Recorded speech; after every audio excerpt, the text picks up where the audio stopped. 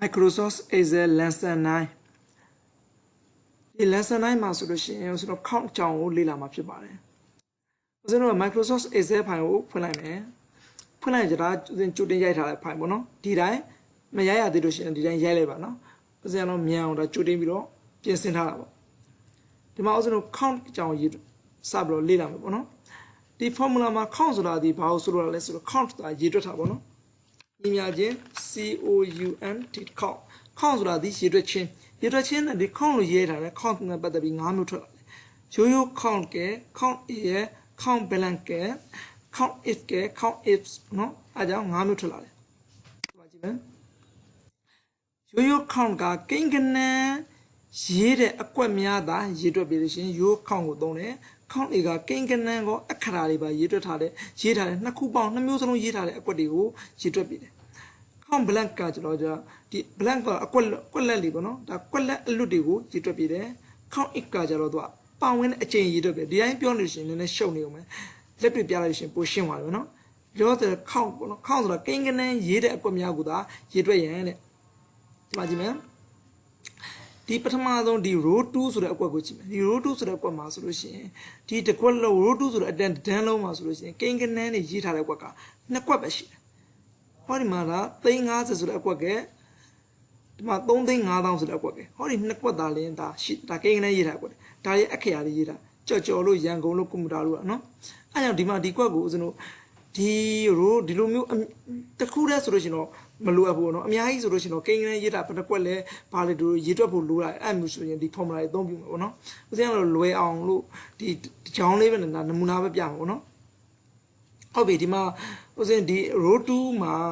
ရေးတွက်ထားတဲ့ဒီကိန်းကနန်းရေးထားတဲ့အကွက်တွေဦးဇင်းရှာမယ်ဆိုလို့ရှိရင်ဒါ formula ရေးရှာလို့မယ်နော်အဲကြောင့်ဦးဇင်း formula ကိုပိုရှင်းအောင်လို့ရေးပြထားမယ်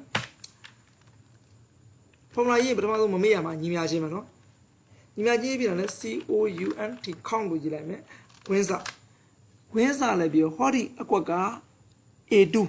ဒီ A2 ကိုရေးလိုက်မယ်နော် A2 လို့ရေးလိုက်မယ် A2 ပြီးလို့ရှိရင်အဆက်ကလေး20သွားမယ်ဒါဒီ A2 မှားဆိုတဲ့အဓိပ္ပာယ်ထွက်တယ်နော်ဒါဆိုရင်ဒီကွက်ကဘယ်လိုလဲဆိုရင်ဒါဆိုရင် E ဒီဘက်က column က E row က2ဆိုတာ E2 ဖြစ်သွားမယ် E2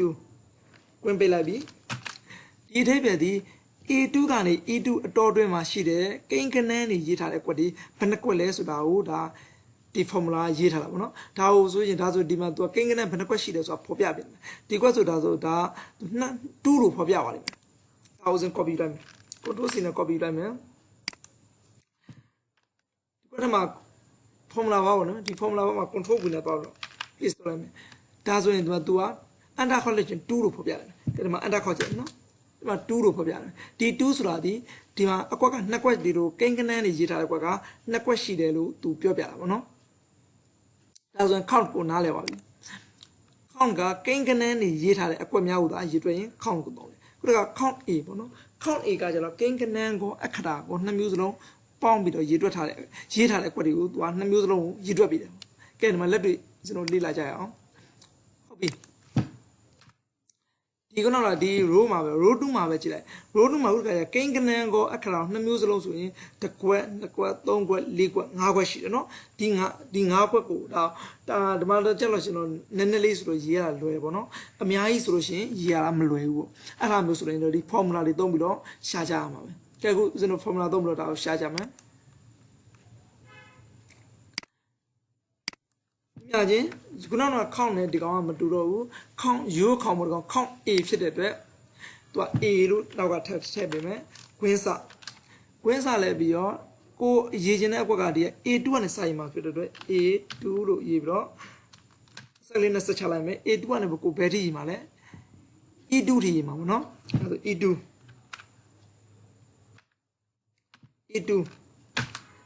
ကနေပြီး E2 ဒါဆိုရင်count A ဆိုတဲ့အတွက်ဒီ A တလုံးပါတဲ့အတွက်ဒီတော့အကုန်လုံးကိုသူကထည့်ပြီးရေးတွက်ပြပြီ all ဆိုတဲ့အိပဲ A ရနော် control C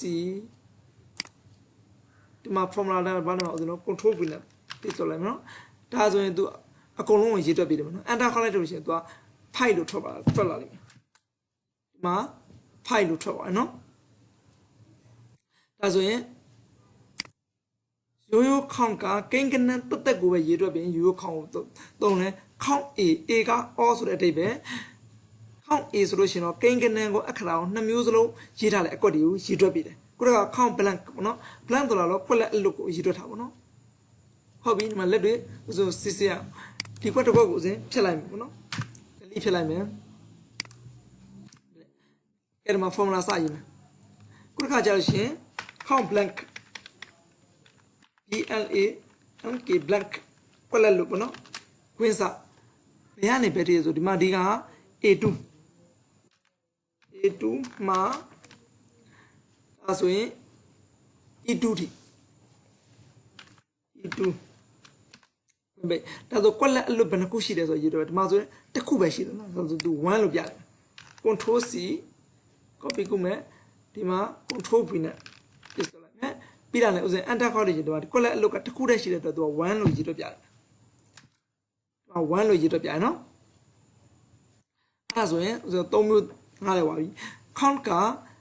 ရိုး count ဒီကိန်းနဲ့တက်တက်ပဲ count A ကကြောကိန်းရောအခရာရောခုတစ်ခါကျ count blank ကျတော့အကွက်လက်အလွတ်တွေကိုရေးတွက်တာနော်ဟုတ်ပြီခုတော့ count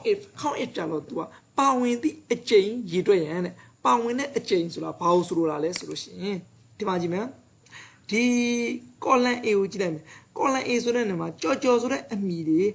ဘယ်နှခုပါဝင်တယ်လဲပေါ့ကြော်ဆိုတဲ့အမည်ရေးတွက်ကဘယ်နှခုရှိတယ်လဲလို့အဲ့ဒါမျိုးရေးတွက်မယ်ဆိုလို့ရှိရင်တို့ formula သုံးလို့ရေးရမှာနော်အဲ့ follow formula ရေးမလို့ဆိုရင်ဒီကောင်ကျတော့ count if ဝင်စားလိုက်မယ်ဒီ row ဒီမှာကြည့်ကြည့်မနော်ဒီ row က A row မှာဆိုရင် A2 ကစား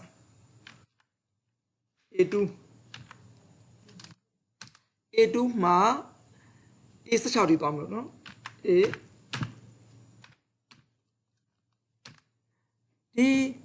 ဒီကနေဒီနှစ်ခုပေါ့နော် A2 ကနေ A16 ကတိကိုဒါဆိုလို့ရှိရင် तू က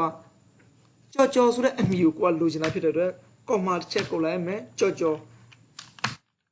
AYAW ကြော်ဒါဆို तू ကဘယ်လိုပြမလဲဆိုရင်ဒီ row 1ကဒီ A2 ဆိုတဲ့ဒီအကွက်ကနေပြီးတော့ဒီအကွက်ထီအောင်ကြော်ဆိုတဲ့အမည်ကဘယ်နှကြိမ်ပါလဲဆိုတော့ तू ကရေးတွက်ပေးတယ်မယ် control C copy ယူလိုက်မယ်ဒီမှာ control V နဲ့ paste လုပ်လိုက်မယ် control V เนาะဥစဉ် enter ခေါက်လိုက်လို့ရှိရင် तू ကြော်ဘယ်နှကြိမ်ပါဆို4ကြိမ်ဆို तू က4လို့ဖော်ပြလိုက်မယ် enter ခေါက်လိုက်မယ်ဒီမှာ4လို့ဖော်ပြရเนาะဒါဒီကြော်က4ကြိမ်4ခုပါတဲ့ဒါ4လို့ဖော်ပြနောက်တစ်ခါဒီ formula ဥစဉ်ပြန်ပြင်လိုက်မယ်เนาะဒီ formula ပြန်ပြင်မယ်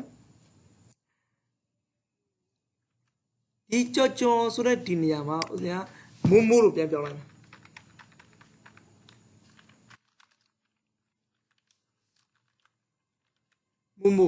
မိုးဆိုတော့အန်တာခေါက်လိုက်မယ်နော်မိုးလို့အန်တာခေါက်လို့ရှိရင်အောက်မှာသူကအကွက်ပြောင်းသွားတယ်မိုးဆိုတော့သူက9ချိန်ရှိတယ်တဲ့ဟုတ်မဟုတ်ကိုအစလို့စစ်ကြည့်မယ်1 2 3 4 1 2 3 4 5ဒါမိုးဆိုတဲ့ဟာ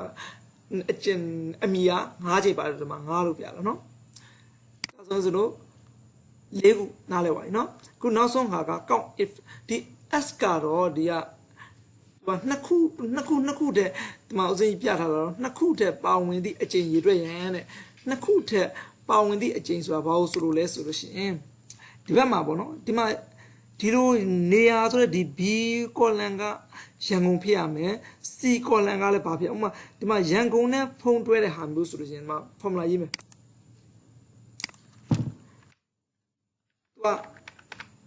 S ကလေးပို့လာပါရှင်နော် S ပို့လိုက်မယ်ကွင်းစားလိုက်မယ်ဥစဉ်ဘယ်ကနေပဲဒီမှာပေါ့နောက်ကွက်မှာဒီ B အကွက်ကလည်းကွာရန်ကုန် B ကွက်ကရန်ကုန်ဖြစ်ချင်တယ်ဒီရန်ကုန်မြို့မှာဖုံးပြတဲ့အချိန်အရွက်ကိုရန်ကုန်နဲ့ဖုံးပေါ့နော် B ကရန်ကုန် C ကဖုံးအဲ့ဒီနှစ်ခုတွဲအဲ့ဒီလိုဟာမျိုးတွေဒါမှ3ခုတွဲဟာမျိုးတွေဆိုရင်ဒီ S ကလေးပါတဲ့ဟာကိုကျွန်တော်အသုံးပြုရတယ်နော်ဟုတ်ပြီအဲ့ဒီမှာတော့မယ်ဒီမှာဒီဟာဆိုတာ B2 ကနေလည်းပဲ B16 ကြီးသွားမယ်နော် B2 B16 တဲ့နော်ကွန်မတစ်ချက်ခံလိုက်မယ်အဲ့ဒီအထက်ကဥစဉ်ရန်ကုန်ဆိုတဲ့အမည်ဖြစ်ရမယ် ရန်ကုန်ဟုတ်ပြီကမပေးမယ်နော်နောက်ခါဒီ C ကွက်ဒီ C ကွက်က C2 ကနေ C16 ဒီပြမယ် C2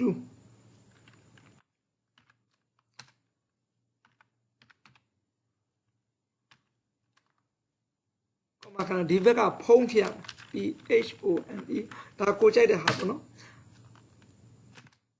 ဒါဆိုလို့ရှိရင်ဒီကောင်ကဘာလဲဘယ်လိုအိဗယ်ထုံးလဲဒီဘက်ကဒီ B ကရန်ကုန်နဲ့ဒီ C ကဖုံးတွဲထားတဲ့ဟာအခြားဘယ်နှကြိမ်ရှိမလဲဆိုတော့သူကဖော်ပြမှာနော်ဒါဆို control C နဲ့ copy ကူလိုက်မယ် control C နဲ့ copy ကူလိုက်ပြီးတော့ဒီအကွက်မှာပေါ့နော်ကျွန်တော် paste လုပ်လိုက်မယ် control V ဟုတ်ပြီဒါဆိုရင်ဒီမှာဒီကွက်ကလေးမှာနော် enter ခေါက်လိုက်လို့ရှိရင်ဒီကွက်မှာသူဘယ်နှကြိမ်ရှိတယ်ဆိုတော့ဒီမှာရေတော့ပြတယ် enter ခေါက်လိုက်မယ်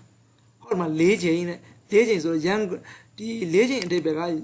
ရန်ဒီဘက်က B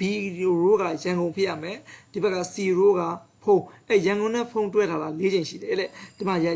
ရှားကြည့်မယ်နော်ဒီမှာရန်ကုန်နဲ့ဖုံးတွဲတာဒီမှာတစ်ချိန်တွေ့ပြီဒီမှာရန်ကုန်နဲ့ဖုံးတွဲတာတွေ့2ချိန်ရန်ကုန်နဲ့ဖုံးတွဲတာဒီမှာ3ချိန်4ချိန်ဒါဆိုရင် S ကလေးပါတဲ့အတိတ်ပဲကိုသဘောပေါက်ပါနော်သူက2ကျန်လားဒီ2ခုနဲ့မကော3ခုတွဲလို့ရှိရင်ရတယ်3ခုတွဲဆိုလို့ဥစဉ်ဒီမှာပြမယ်အမီကကြော်နေရာကရန်ကုန်အမျိုးအစားကဖုံးပြရမယ်ကြော်ရန်ကုန်ဖုံးဒီမှာဘယ်နှခုပါလဲဆိုတာဥစဉ်ရေးတွက်မယ်အဲ့ဒါဆိုခုနက formula မှာထပ်တိုးမှာပေါ့နော်ထပ်တိုးမှာကဒီကဘာလေးတိုးမှာဆိုဒီမှာဒီ A က A2 ကတော့စမယ် A2 မှာ A16 ထိ16ထိဟုတ်ပြီအဲ့ဒါကနာမည်ကကြော်ဖြစ်ရမှာဆိုတော့ comma ခန့်ဒီပေါ့